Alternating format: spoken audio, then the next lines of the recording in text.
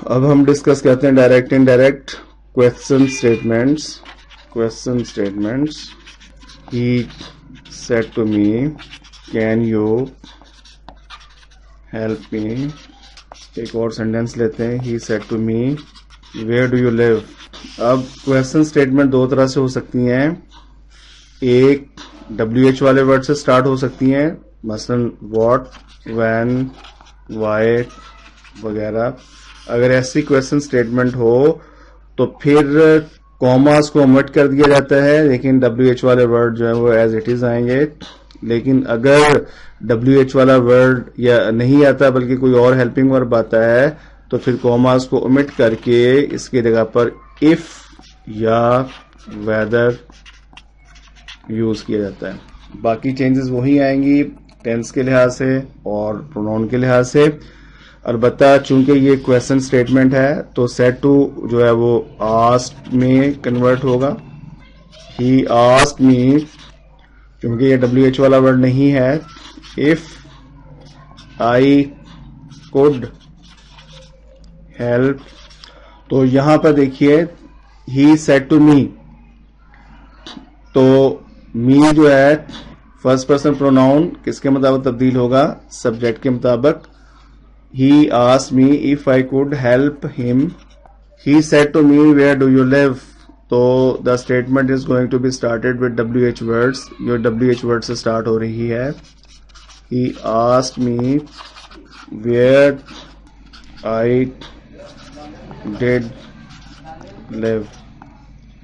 फिर direct indirect के अंदर कुछ ऐसे सेंटेंसेस आते हैं जिनमें के सजेशंस पाई जाती हैं, यानी if somebody is putting some sort of suggestions, तजवीज वगैरह देता है। मसलन he said to me let us do our work. Let वाले सेंटेंसेस आमतौर पर ये शो करते हैं कि a suggestion is going to be put forth by somebody, किसी ने तजवीज दी है, तो उस सूरत में फिर सेड टू जो है वो किस में कन्वर्ट होगा? सजेस्टेड में।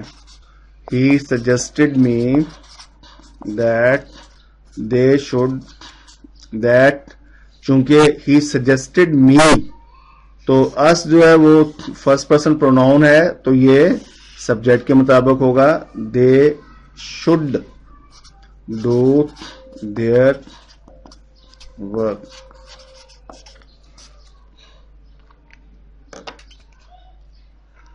फिर डायरेक्ट इनडायरेक्ट के अंदर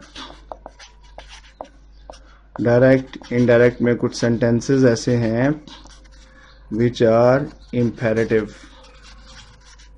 इम्पेरेटिव सेंटेंसेस ऐसे सेंटेंसेस जिसमें ऑर्डर दिया जाता है, जिसमें किसी को किसी बात से फॉरबिडिंग यानी मना किया जाता है, किसी से रिक्वेस्ट की जाती है, किसी को एडवाइस नसीहत दी जाती है। ऐसे सेंटेंसेस को इम्पेरेटिव सेंटेंसेस कहा जाता है। He said to me don't go in the sun. उसने मुझे कहा कि सूरज में या धूप में मत जाओ।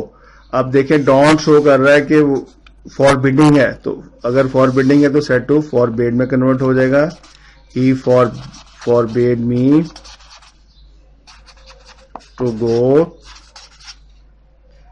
इन द सन। और चूंकि फॉरबेड जो है ये वर्ब पहले ही शो कर रहा है किसी चीज से मना करना, तो इसके बाद फिर नॉट वगैरह जो है वो नहीं आएगा। इसी तरह से हम एक और सेंटेंस ले लेते हैं, imperative sentence. The mother said to her daughter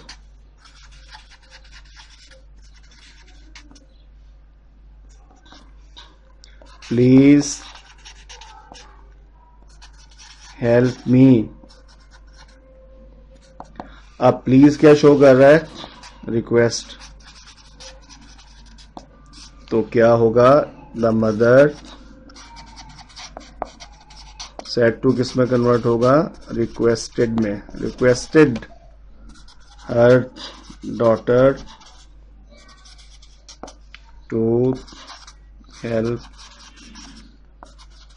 हर। फिर कुछ सेंटेंसेस ऐसे होते हैं जिसमें कोई प्रे वगैरह दी जाती है, यानी दुआइया sentences.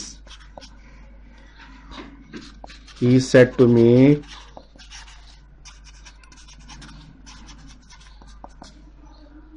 May Allah bless you. He prayed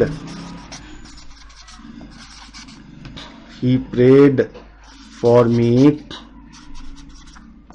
to be blessed by Allah. तो ये prayed वगैरह जो है said to prayed वगैरह में कन्वर्ट होगा।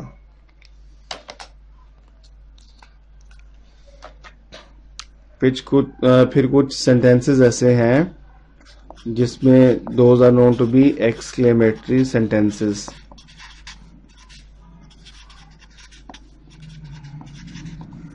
एक्सक्लेमेटरी सेंटेंसेस ऐसे सेंटेंसेस जिसमें sign of exclamation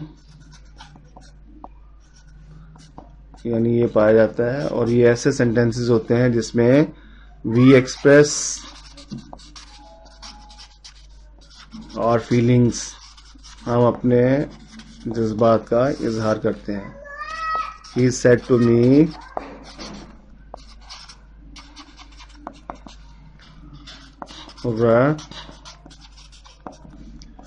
we have won the match. अब दिस इज इंटरजेक्शन हो रहा है, और what does it show?